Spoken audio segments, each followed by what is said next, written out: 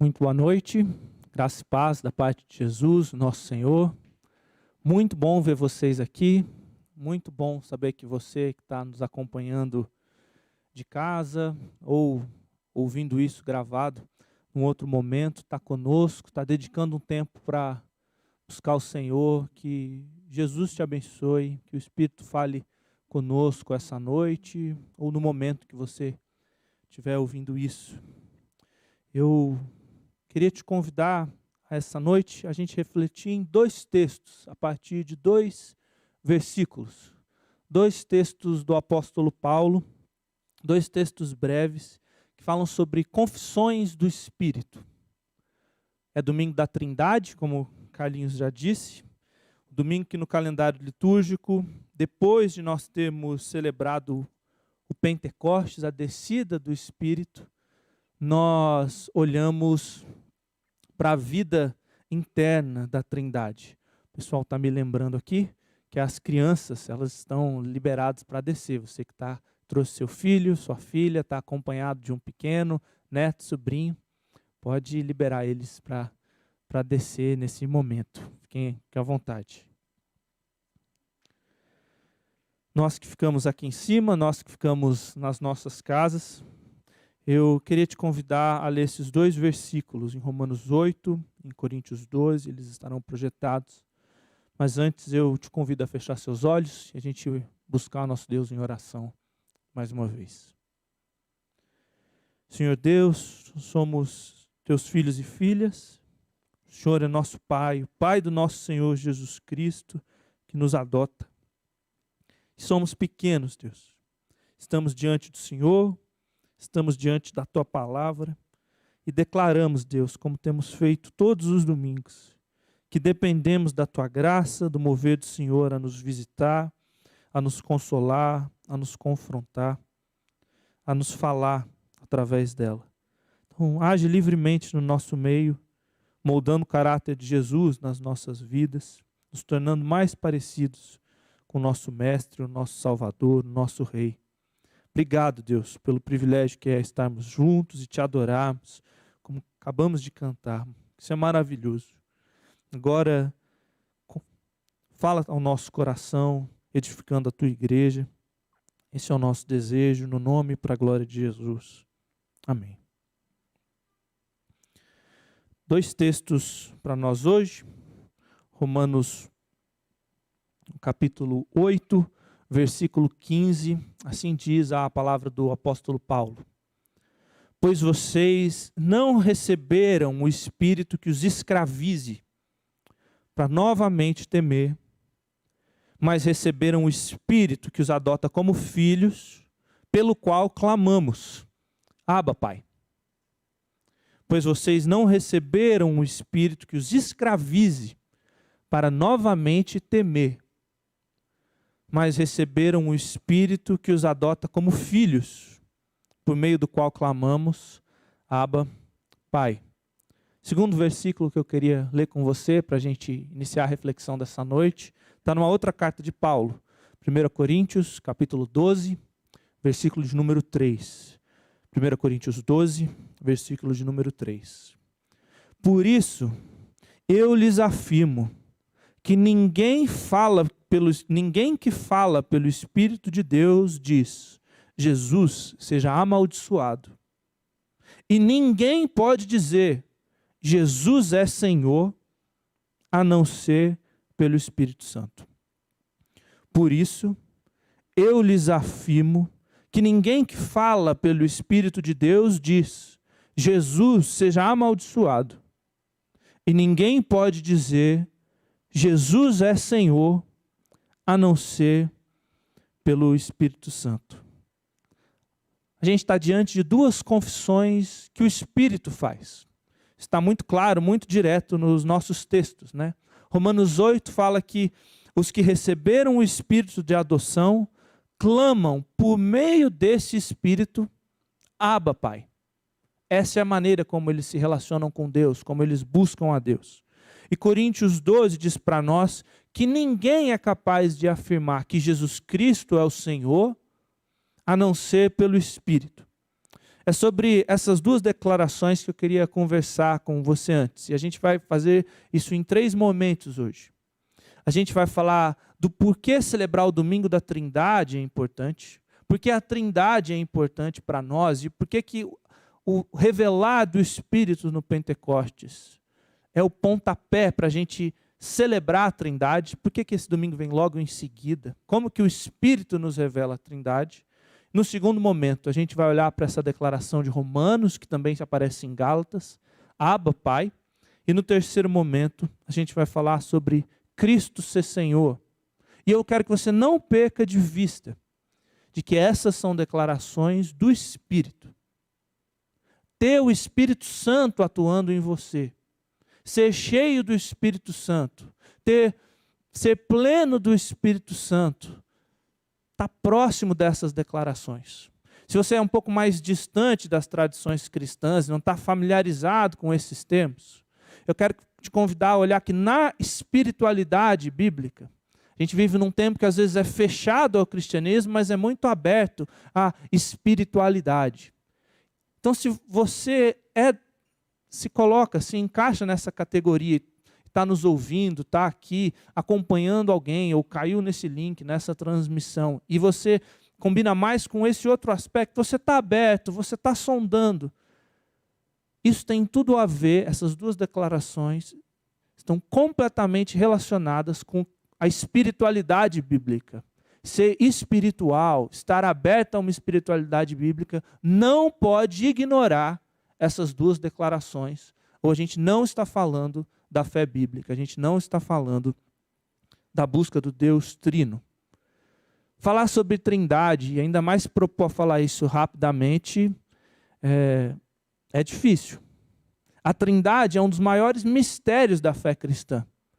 Na realidade, os 2 dogmas fundamentais da fé cristã, que diferem o cristianismo de todas as outras religiões, são a convicção de que Deus se encarnou, morreu, ressuscitou e ascendeu aos céus, na figura histórica do ser humano Jesus Cristo, que Jesus Cristo não é somente um mestre, mas ele é Deus encarnado, a doutrina da encarnação. Não há cristianismo legítimo se a gente não acreditar na doutrina da encarnação.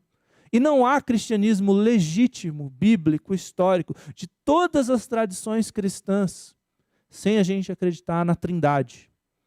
A Trindade é essa afirmação de que Deus é comunidade, que quando a gente afirma que há um único Deus, a gente está falando de 3 pessoas, o Pai, o Filho e o Espírito Santo. Um só Deus, mais 3 pessoas. É difícil a gente comparar isso com algo humano, mas você poderia talvez pensar em um casamento, e quando você pensa em um casamento, você pensa em 2 pessoas, e elas estão distintas, e elas são pessoas diferentes, mas elas compõem um casamento. E na linguagem bíblica, o casamento é uma das imagens para a Trindade. Gênesis 1 e 2, Efésios 5, falam dessa realidade. Uma outra metáfora que a Bíblia fala, que aponta para a Trindade, é a própria igreja.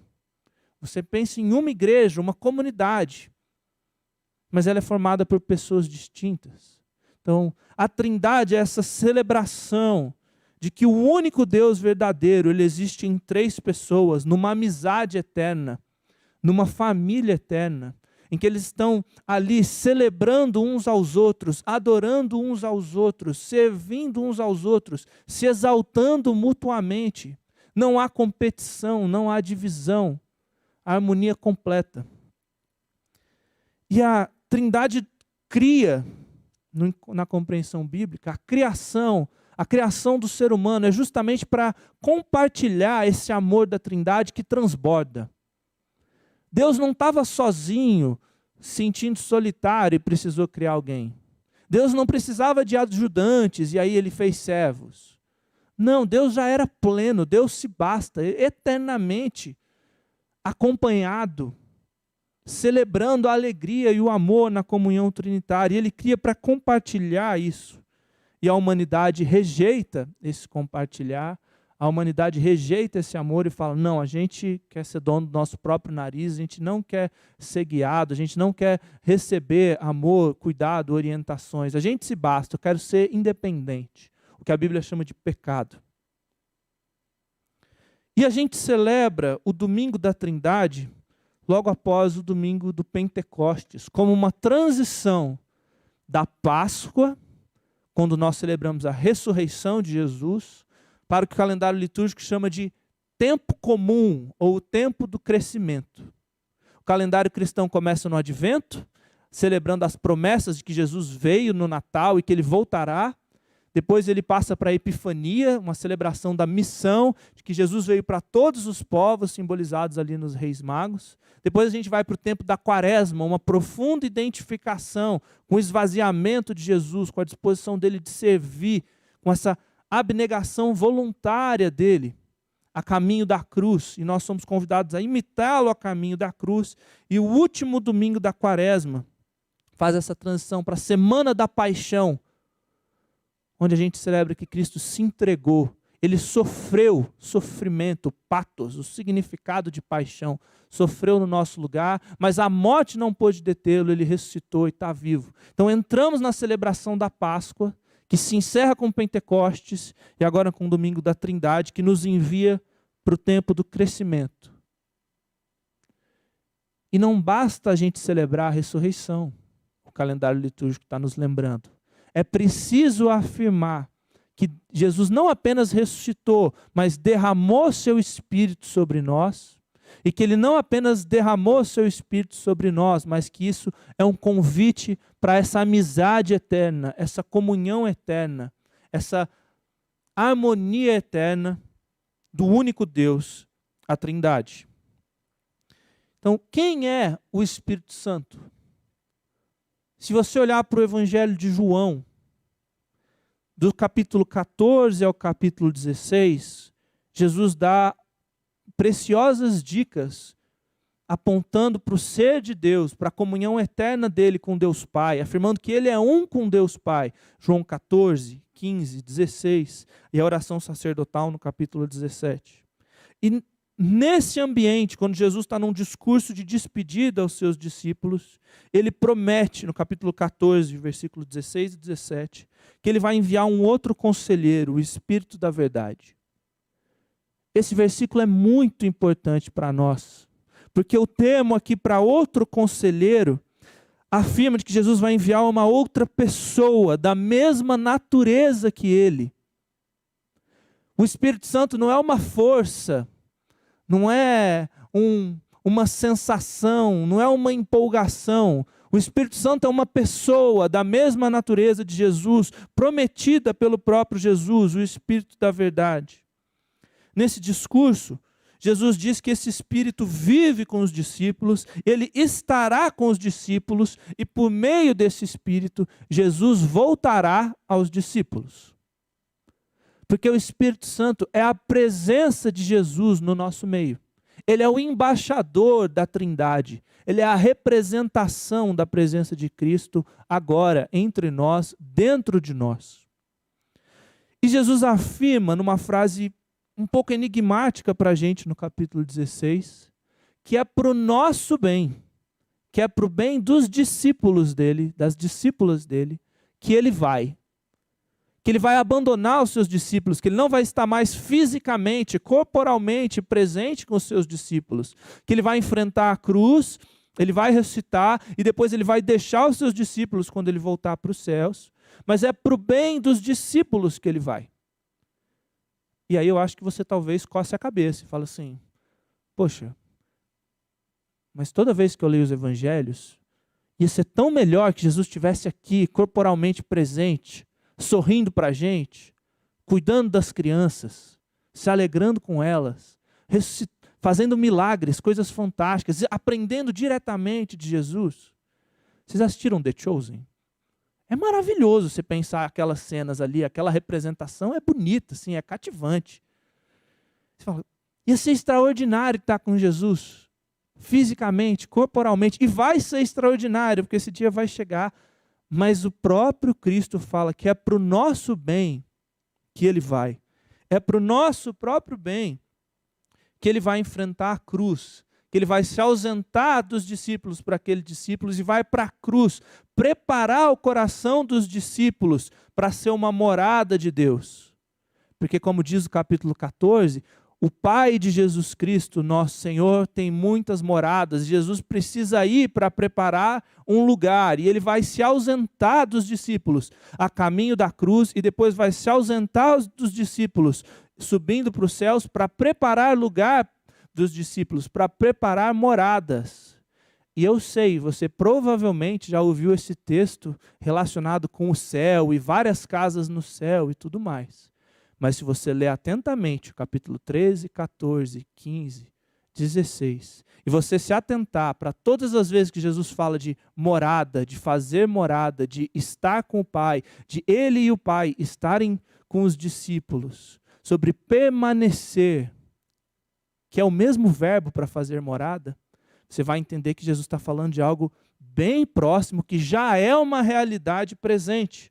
Foi o que ele falou. O Espírito Santo estará com vocês e eu voltarei para vocês, porque o Espírito Santo faz de nós morada. Então a gente precisa prestar atenção para essa conexão entre a Páscoa, o sacrifício de Jesus na cruz e a sua ressurreição, a ascensão e o Pentecostes. E eu vou fazer isso com você e tentar fazer isso de maneira rápida, e se ficar confuso, eu fico completamente à disposição de te sentar e a gente explicar, e a gente orar e caminhar biblicamente depois. Mas presta atenção, o que é a encarnação? O que é o que nós celebramos no Natal? O que nós celebramos na Páscoa e na ressurreição? Que Jesus vem, ele sai da comunhão eterna da Trindade e se esvazia, Filipenses 2. E ele nasce se fazendo servo, se fazendo humano, como eu e você, 100% humano, como eu e você. Ele sai da comunhão eterna da Trindade e encarna na realidade da humanidade. É isso que nós celebramos em todo Natal.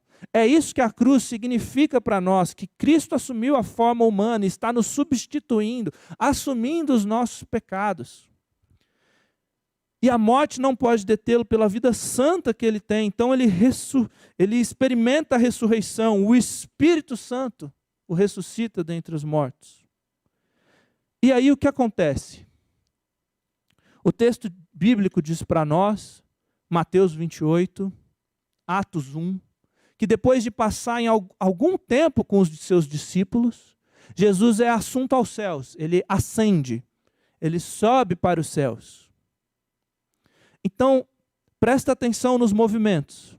Você tem a Trindade, e uma das pessoas da Trindade assume a forma humana, porque Deus não abandona a humanidade, e vai assumir, vai substituir o pagamento, a dívida, vai assumir essa dívida.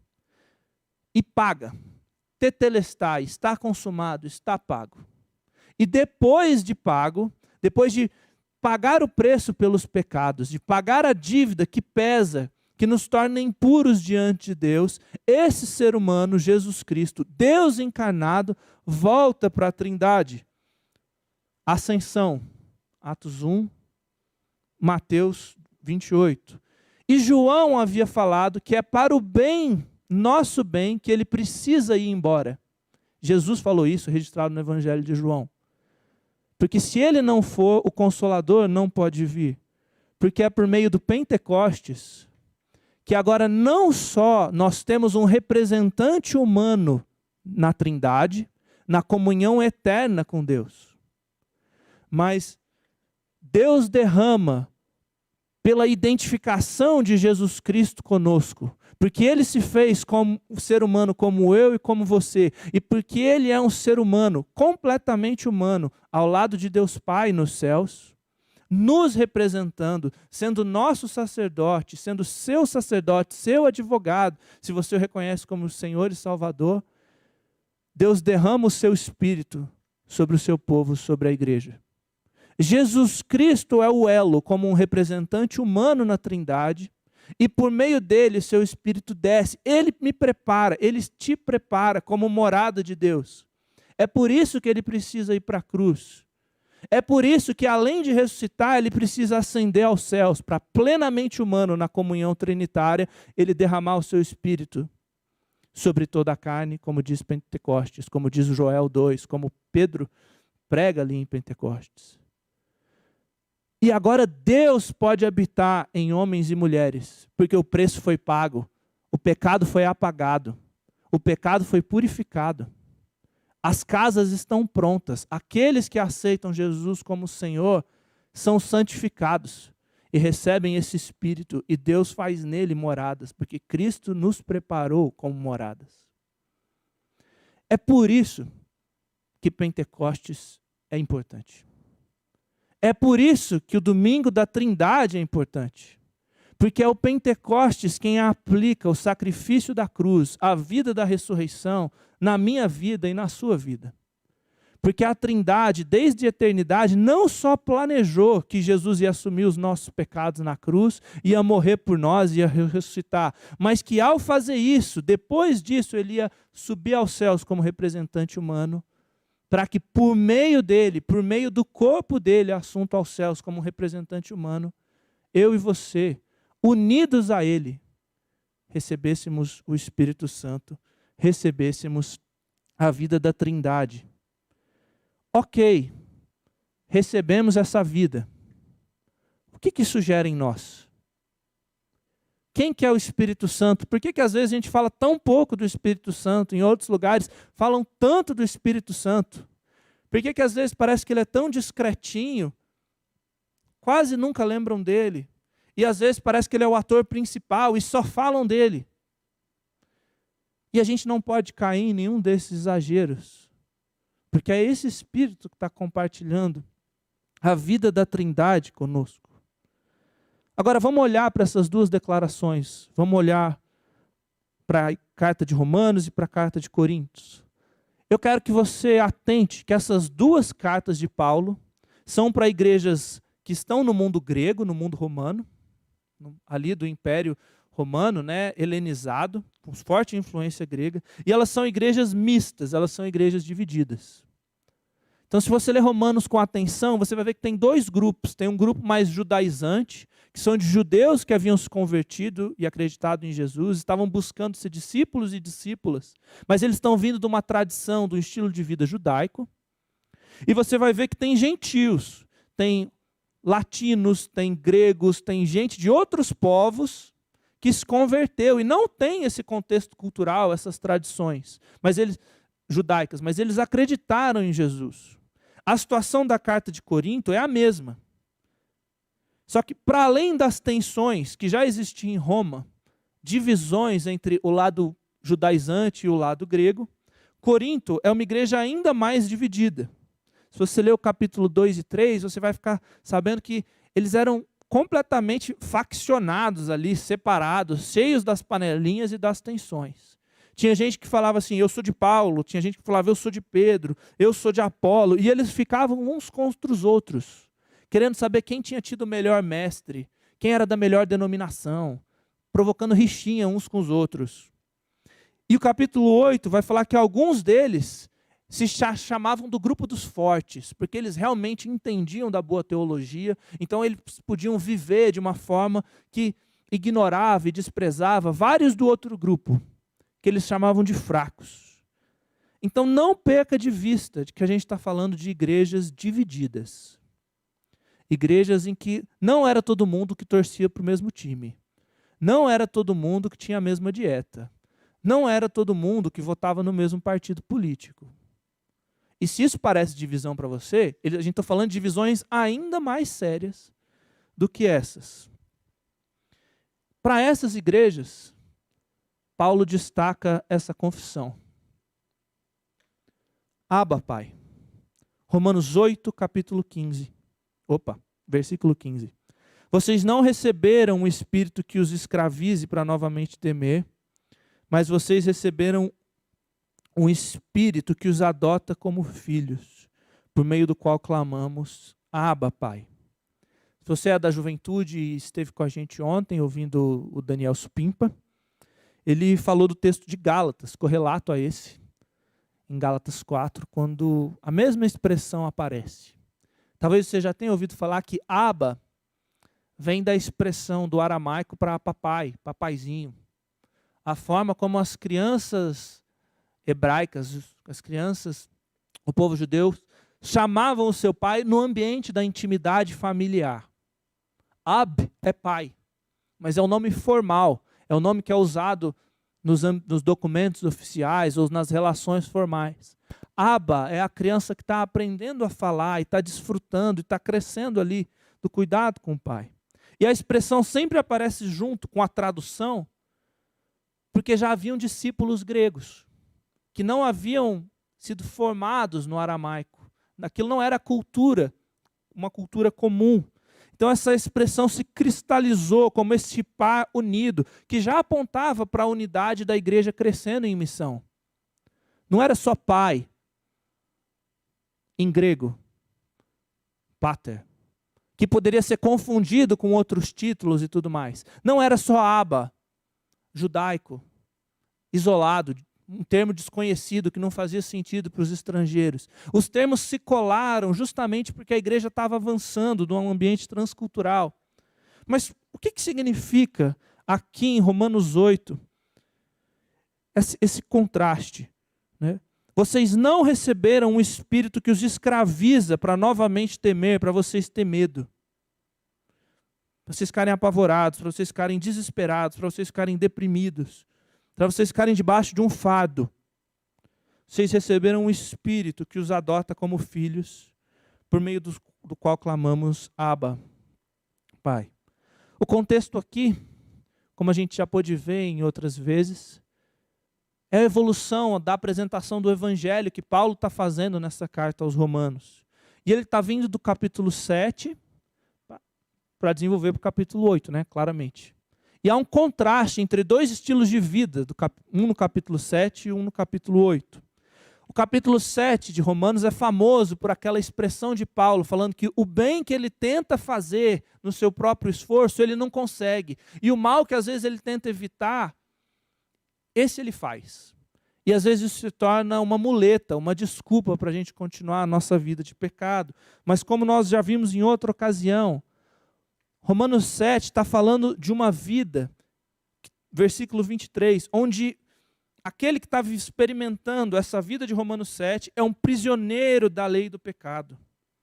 Romanos 7, versículo 18, fala que nessa condição, quando você está prisioneiro do pecado, nada de bom habita em você, na sua carne, na sua disposição natural, porque a sua disposição natural é para o mal. E que essa vida, esse estilo de vida, controlado pela carne, controlado pelos seus impulsos, vontades e desejos naturais, longe de Deus, isso leva à morte. Prisioneiros da lei do pecado, não tendo nada de bom habitando em nós, nós damos frutos para a morte. Por isso Paulo fala que quando ele vivia nessa condição, ele tentava fazer o bem, mas não consegue. Porque ele era escravo da lei do pecado. Nada de bom habitava nele. E a vida dele está gerando morte. Romanos 8 fala de outra condição. Romanos 7 não é a condição do cristão, não é uma desculpa para a gente viver em pecado. Olha como é clara a oposição. Romanos 8, Paulo foi liberto por meio da lei do Espírito da vida. O Espírito da vida, esse que nós celebramos em Pentecostes, o libertou da lei do pecado e da morte, a qual ele era preso no capítulo 7. Versículo 11, fala que esse Espírito que ressuscitou Jesus dentre os mortos, agora habita na igreja. Agora habita em Paulo. Antes nada de bom habitava nele, agora o Espírito da Trindade, que atuou na ressurreição de Jesus. Vocês estão entendendo a profundidade disso? Você já imaginou o que é ter caminhado com Jesus 3 anos como um discípulo?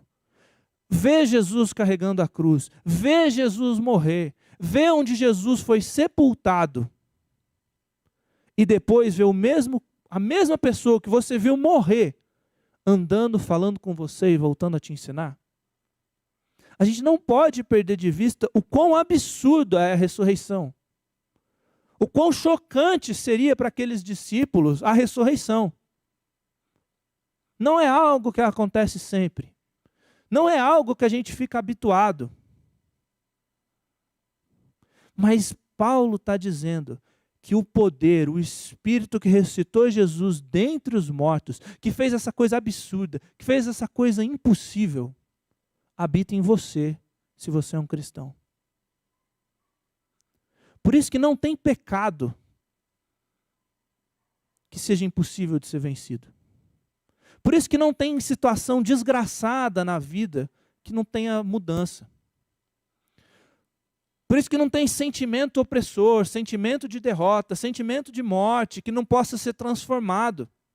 Não porque a gente, de nós para nós mesmos, aqui com uma estratégia, um planejamento, um treinamento X ou Y, a gente vai dar conta. Mas é porque o Espírito que ressuscitou Jesus dentre os mortos habita em nós. E o capítulo 8 continua falando que esse Espírito vai dar vida aos nossos corpos mortais, porque nós já temos os primeiros frutos desse Espírito. Os primeiros frutos da ressurreição já estão aparecendo nas nossas vidas. Era um pecado que te dominava e você foi liberto. Era seu espírito desligado das pessoas, faccioso, solitário, e agora você aprendeu a se alegrar na comunhão. Você era muito impaciente, vingativo, mas aprendeu a ser generoso, perdoador. Esse Espírito está atuando em nós, e se os frutos desse Espírito não vão se manifestando conforme a gente vai amadurecendo, tem algo errado. Porque é essa vida que o Espírito vai gerando. E por conta desse Espírito, portanto, irmãos, nós estamos em dívida não para a carne, não para o nosso estilo de vida solitário, egoísta, pautado no nosso próprio esforço. Porque quem vive de acordo com a carne, quem vive confiando em si mesmo, nas suas próprias habilidades, vai morrer. Mas se o Espírito faz morrer essa confiança em si, essa confiança nas próprias habilidades, nos próprios bens, nos próprios objetivos, essa vida autocentrada, preocupado só com a sua autoestima, autossatisfação e tantas palavras que aparecem na nossa cultura que escancaram isso. Se esse Espírito faz morrer essa vida voltada só para dentro, só para si mesmo, aí vocês vão experimentar a vida de verdade. Porque os que são guiados pelo Espírito de Deus são filhos de Deus. E a gente não recebeu um espírito que nos escraviza para novamente temer, mas um espírito que nos adota como filhos, e por meio deles, o Pai de Jesus Cristo, nosso Senhor, nos acolhe como filhinhos e filhinhas, e Ele se torna nosso Abba. Abba, Pai. Quem que era filho de Deus nessa cultura mista? Para os judeus que liam o Antigo Testamento, existiam três tipos de seres que poderiam ser filhos de Deus. Os seres celestiais, anjos, estrelas, planetas. Você lê Jó 1 e você ouve que os filhos de Deus apareceram ali para trocar uma ideia com Deus, e no meio deles está Satanás, um anjo corrompido. Seres celestiais, de outra dimensão, de outra qualidade. Na literatura do Antigo Testamento, poderiam ser filhos de Deus. Israel poderia ser filho de Deus. A nação era chamada como filha de Deus. Então você vê Moisés falando para o faraó, deixa meu filho ir. Né? Ou o profeta Oséias falando, do Egito chamei o meu filho. Ou os reis davídicos. Os reis da linhagem de Davi, que eram obedientes a Deus e que honravam a Deus, esses recebiam o título de filho de Deus, como você pode ver no Salmo 2. Mas sempre estava vinculado a uma obediência perfeita, a uma disposição perfeita do coração. Esses seres celestiais, ou a nação de Israel, quando estava inclinada com o coração a Deus, ou o rei davídico, recebiam esse título. Para os romanos, eram os nobres, sobretudo o imperador. O imperador romano era chamado de filho de Deus, e os nobres de Roma eram chamados de filhos de Deus. E como que eles passavam esse título? Por geração. Então, o patrono de uma família, um patrício na cultura romana, ele passava esse direito de ser um filho de um ser divino, porque mitologicamente essas famílias se descendiam de filhos de deuses e coisas assim. E eles eram os nobres, eles eram os respeitados, e eles tinham que dar continuidade a essas tradições. E aqui a gente vê duas culturas, tanto gregas quanto romanas, que falam dessa pressão por uma disciplina, para se encaixar, para alcançar o lugar de honra.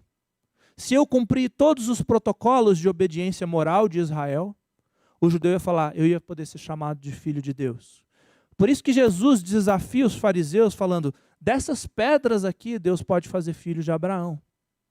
Porque não é uma questão do desempenho moral, mas é uma questão da vontade de Deus, da disposição misericordiosa de Deus.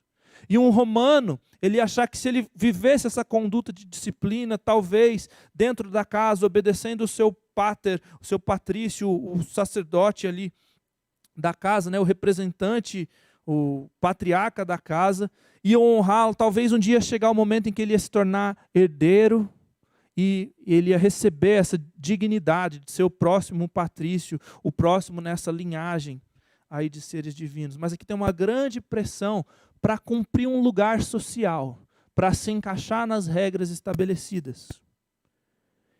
E por isso, Paulo está dizendo que a gente não recebeu um espírito que os escravize para novamente temer. Porque você já viveu debaixo de pressão? Você já viveu debaixo do medinho de que, cara, se isso aqui dá errado, o que vai ser da minha família? O que vai ser da minha reputação? O que vai ser da minha carreira? O que vai ser da formação aqui se eu for mal nessa prova? O que vai ser de mim se eu não passar no concurso ou no vestibular? Esse medo de se encaixar, de assumir um lugar, é disso aqui que Paulo está falando. As duas culturas dessa condição mista da igreja viviam isso.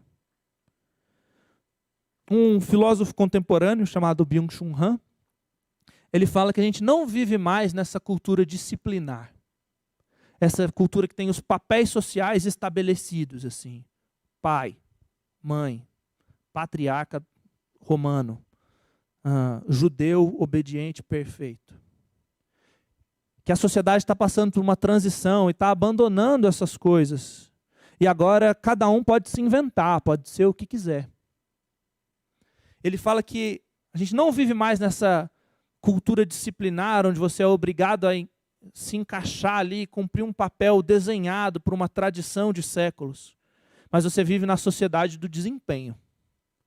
Porque todo mundo pode se inventar e pode se reinventar sempre.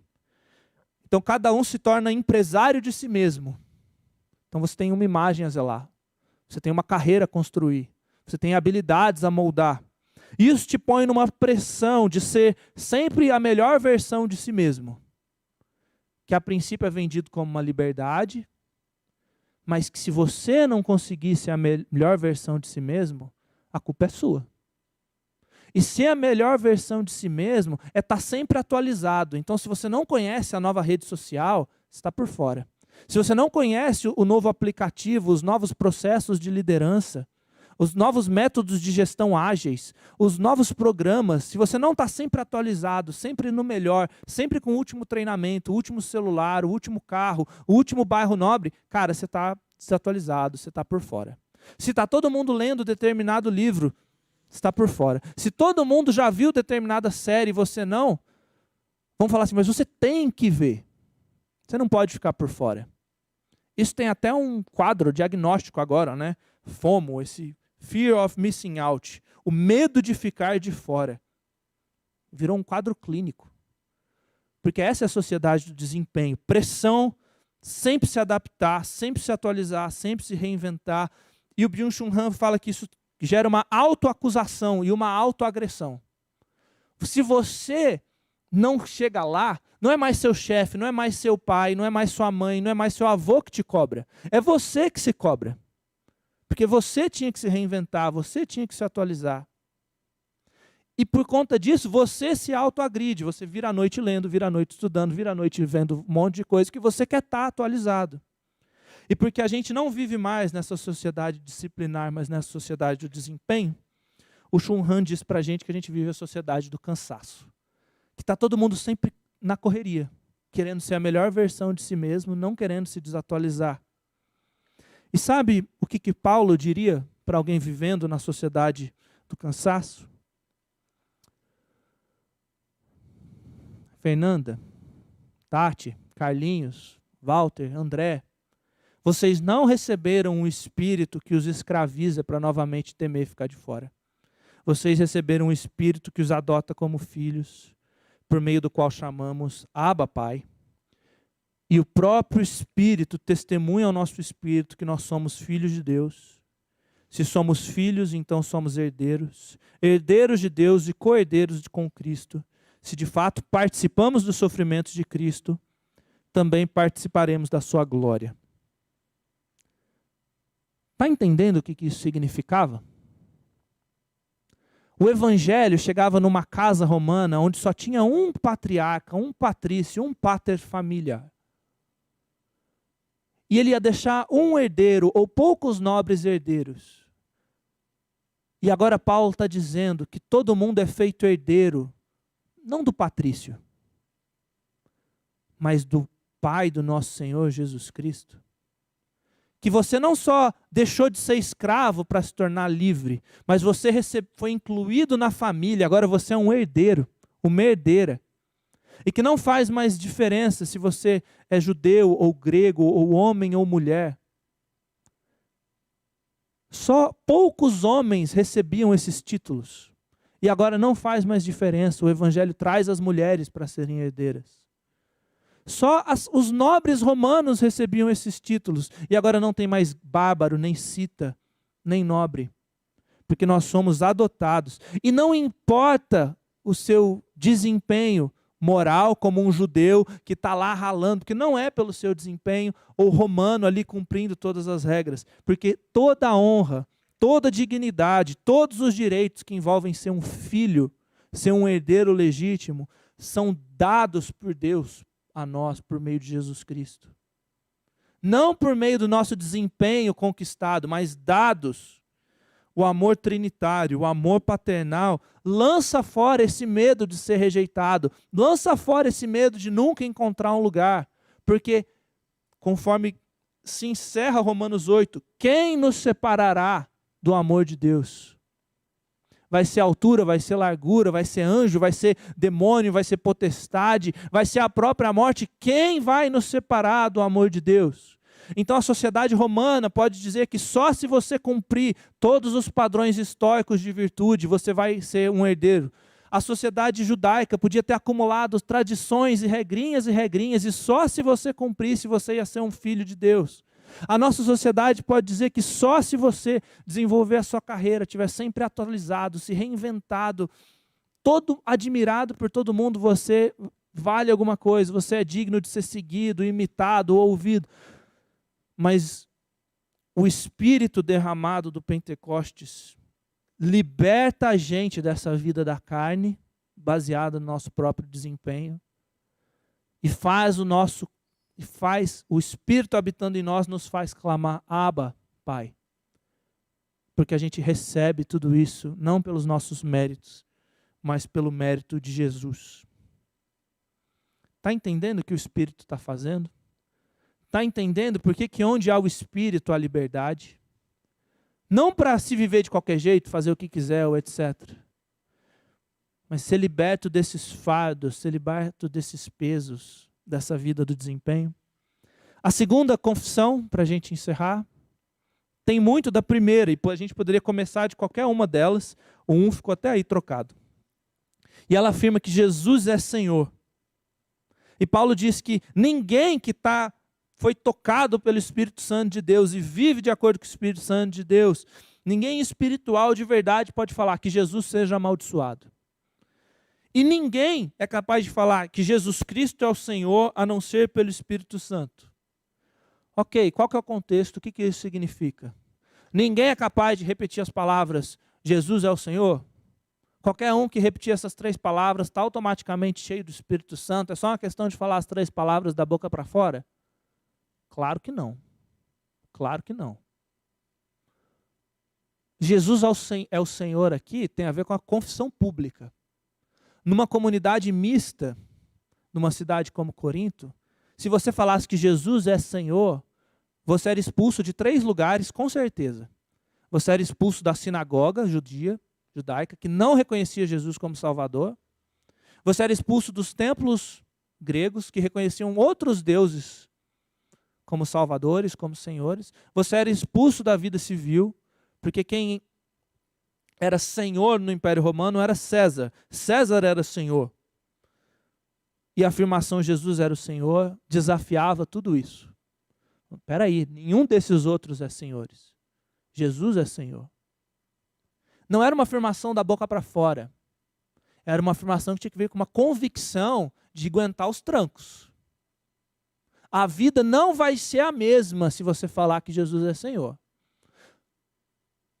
Vai te trazer inúmeros preconceitos, vai te trazer inúmeras pressões. E o contexto de Corinto é essa igreja dividida entre judaizantes e gregos, onde uns são de Apolo, outros são de Paulo, conforme a gente já viu. E olha para o capítulo 12. Antes, na verdade, o capítulo 10 e 11 falam de grandes divisões entre alguns cristãos que ainda estavam em dúvida se podiam ou não ir nas festas pagãs nos templos, recém-convertidos, talvez ainda não 100% identificados publicamente como cristãos. E principalmente divisões entre classes sociais internas na igreja na hora da ceia, capítulo 11. Na hora de ter a mesa comum, onde todo mundo pertence a Jesus e todo mundo está ligado no corpo de Jesus, assunto aos céus, celebrado por meio do pão da mesa, e a comunidade é transformada no corpo de Jesus, Coríntios 12. Nesse contexto de divisão, Paulo diz o seguinte: irmãos, quanto aos dons espirituais, eu não quero que vocês sejam ignorantes. Vocês sabem que quando vocês eram pagãos, quando vocês eram idólatras, quando vocês seguiam outros caminhos, de uma forma ou de outra, vocês eram fortemente atraídos e levados para os ídolos mudos. Aqui é uma situação bem parecida com a de Romanos. Essa vida debaixo da idolatria, debaixo de um espírito da escravidão. Por isso, porque vocês já foram libertados dessa vida, que vocês não são mais pagãos, atraídos e levados para ídolos mudos, eu não quero que vocês sejam ignorantes. E eu lhes afirmo que ninguém que fala pelo Espírito de Deus fala que Jesus vai ser amaldiçoado.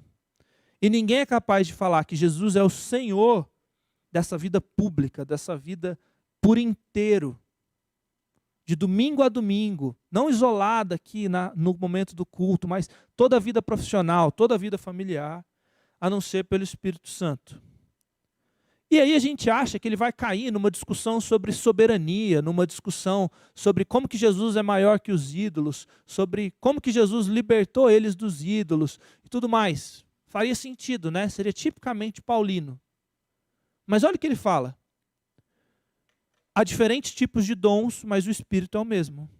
Há diferentes tipos de ministério, uma palavra chique que significa serviço.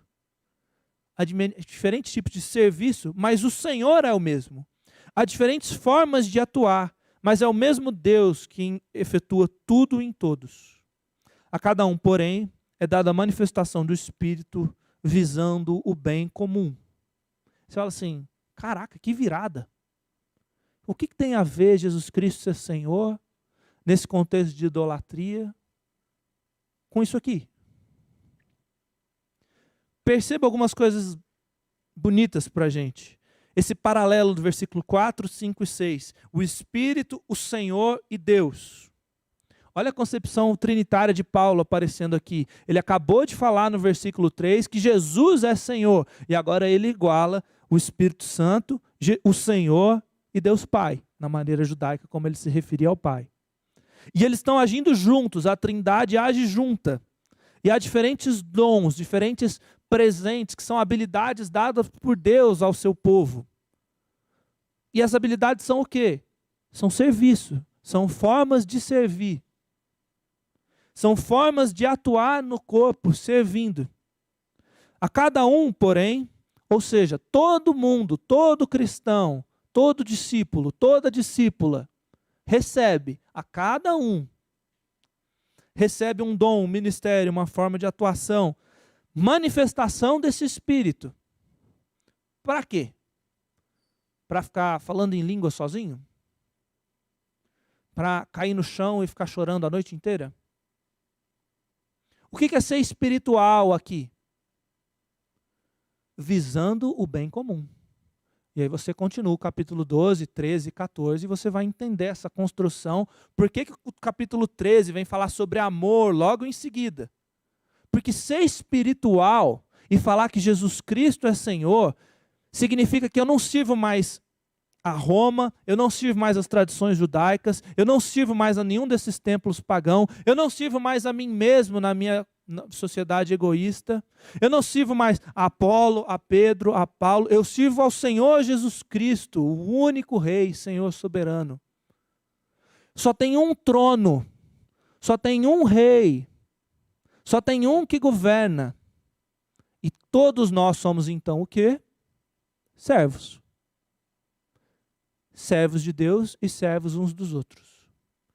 Jesus Cristo é Senhor é uma declaração pública de comprometimento com o bem comum.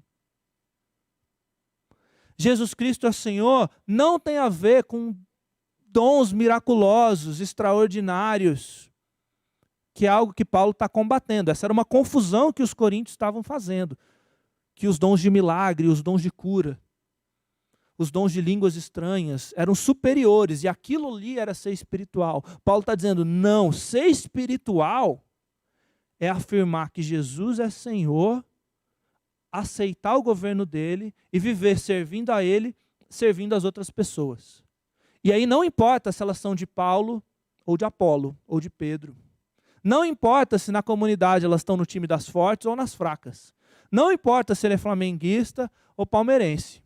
Não importa se ele votou no Bolsonaro ou no Lula. Não importa. Porque você prestou atenção, ele efetua tudo em todos na igreja, visando o bem comum. Não é o seu bem. Não é o bem do seu grupinho, da sua preferência. É o bem comum. Porque só tem um no trono. Não é o nosso político preferido. Não é o nosso time. Não é nenhuma outra preferência. O trono está ocupado por alguém. Pelo Senhor Jesus Cristo. Isso tem tudo a ver com os anseios da nossa sociedade e com as nossas crises, né? Essa semana teve o Friends Reunion. Eu ainda não assisti. Mas olha o frenesi, olha a empolgação. Como assim? Isso só vai sair daqui a um mês no Brasil e toda essa revolta e tal. Por que essas histórias de amizade, né? Gente, onde que você já viu isso? 6 adultos com seus empregos conseguem se encontrar todo dia. É só no seriado mesmo, né? Na nossa vida não rola assim. Mas por que isso empolga tanto, cativa tanto, e a gente lembra do episódio do Peru, do episódio não sei o que lá? Por que isso cativa tanto a gente? Porque esse pertencimento comum, esse compromisso comunitário, ele é um anseio do coração. Porque a gente foi feito à imagem da Trindade. Ao mesmo tempo, numa das nossas grandes contradições contemporâneas, a gente também vive isso aqui, né? Thiago Leifert, que me perdoe, essa foi a única foto de um jogo da discórdia que eu encontrei. A gente vive uma sociedade que aprendeu a celebrar a treta, a discórdia, o fogo no parquinho. E antes o Big Brother era condenado porque, nossa, era sensual demais, era sexualizado demais. Hoje não é mais isso. Hoje ele é uma celebração de discórdia. O brasileiro gosta dos caras que compram treta, que compram briga. E agora tem esses mecanismos assim, de como a gente vai fazer para eles brigarem, eles falarem publicamente que um fez ruim. Assim. E você fala, nossa, que pai, o pastor está citando Big Brother. Mas isso é um reflexo da nossa cultura que cai para o entretenimento, mas está aí nos nossos jornais todo dia. Está aí, em plena CPI, em plena polarização que a gente está vivendo no país. A gente aprende a gostar da agressão, a gente aprende a gostar da divisão, a gente aprende a escolher o nosso lado e rir do meme que é feito do lado oposto. E a gente fica esperando um deslize, assim, uma fala zoada do político que vai poder ser pegada, repetida, feito um meme. Pegar um deslize assim de alguma coisa. Eu não estou dizendo, gente, que as investigações não são bem-vindas. Eu tenho fome e sede de justiça. Eu estou falando que a gente aprende a celebrar a discórdia. Então a gente cai no nós contra eles e cai no escárnio do outro, cai no escárnio do diferente. A gente quer o meme do político do lado oposto falando bobeira. E tem sobrado para vários dos lados. Foi com a presidente antiga, tem com o presidente atual. Infelizmente, eles são fábricas de memes, de coisas que pegam assim, a gente pode pegar e o lado oposto cair para acusação. E aí é piada, é humilhação, é ataque. A gente colocou essa semana aí a CPI para a gente ver em casa, no YouTube, e a gente não sabia fechar os comentários ali no YouTube, na TV. Cara, quanta agressividade barata. Ninguém prestando atenção em nada do que está sendo dito, é só agressividade, agressividade, agressividade, agressividade, de todos os lados. De todos os lados. Então, para a gente que fala que Jesus é Senhor, ninguém fala isso de verdade num compromisso de vida pública, a não ser pelo Espírito. Mas quem fala isso de verdade num compromisso de vida pública, não é paneleiro, não é faccioso, não cai em celebração de discórdia e num nós contra eles. Quem diz que Jesus é Senhor e quer atuar na vida pública, está preocupado com o bem comum, porque tem um só trono, todos nós somos servos, e a gente serve a Deus servindo uns aos outros, sem divisão, sem facção, sem ser levado pela polarização. Domingo da Trindade, esse anseio comunitário interno no ser de Deus, que a gente é feito à imagem e semelhança. A gente, para refletir e praticar, para a gente encerrar. Nós recebemos o Espírito. A gente foi convidado para a vida trinitária. Você tem aceitado isso? Você tem desfrutado chamar Deus de Abba? Buscado Deus Pai? Você tem buscado o Senhor Jesus Cristo como um irmão mais velho, disponível, seu advogado, presente? É isso que o Espírito te proporciona, ele está te trazendo para dentro da vida da Trindade, porque Jesus é seu representante humano lá, e ele é o representante divino aqui em nós. Ele está no meio de nós. Você tem medo de rejeição? Você tem medo de reprovação? Você está na pressão, na comparação com seu amigo de trabalho, com seu irmão, com seu primo rico, com pessoas da sua idade que já chegaram em tal lugar e você não? Você está com receio de alguma coisa? Você precisa aprender que se não receber um espírito de medo, você foi adotado, você foi adotada. Deus está te chamando de filha, de filho. Deus está falando que te ama. Se você aceitou o que Jesus fez na cruz, não importa mais seu desempenho, não é Ele quem vai te qualificar, porque o Criador do universo, o Deus do nosso Senhor Jesus Cristo, a Trindade, te trouxe para dentro da família. Você é um filho, uma filha amada. Quem que vai poder te separar do amor de Deus? Não é a demissão, não é a pandemia, não é ter sido reprovado, não é ter fracassado ali em um momento da sua história e estar carregando. Nada vai poder te separar do amor de Deus. O que você tem se colocado para impedir de ser amado, de ser amada? O que você tem se colocado, uma barreira que você não se perdoa na sua história? Nada vai poder te separar do amor de Deus. Essa é uma confissão do Espírito que habita em você. Abba, Pai, deixa isso fluir essa noite, se perdoa, busca a Deus. E por último, você também sofre com as divisões da igreja brasileira, da igreja no mundo. Você também sofre com as vítimas do orgulho, da ganância, desse senso de superioridade de outras pessoas. Jesus Cristo é o Senhor. Ele nos salvou, Ele nos libertou, Ele nos uniu, Ele nos deu dons, deu ministério, deu formas de serviço mútuo. A gente vai servir a Deus servindo uns aos outros. Como que você tem servido? Quem que você tem servido? Você está comprometido com o corpo de Cristo numa igreja local? Você está servindo? Você está escolhendo só quem é igual, quem pensa igual, quem vota igual, quem tem o mesmo gosto musical, sei lá. Só tem um lugar no trono, então todo mundo é servo. Vamos fechar os nossos olhos, vamos orar. Senhor Deus, Abba, quem somos nós para poder te chamar de Pai? E o Senhor nos liberta do egoísmo, da competição, do desempenho, da sociedade do mérito, da sociedade do cansaço.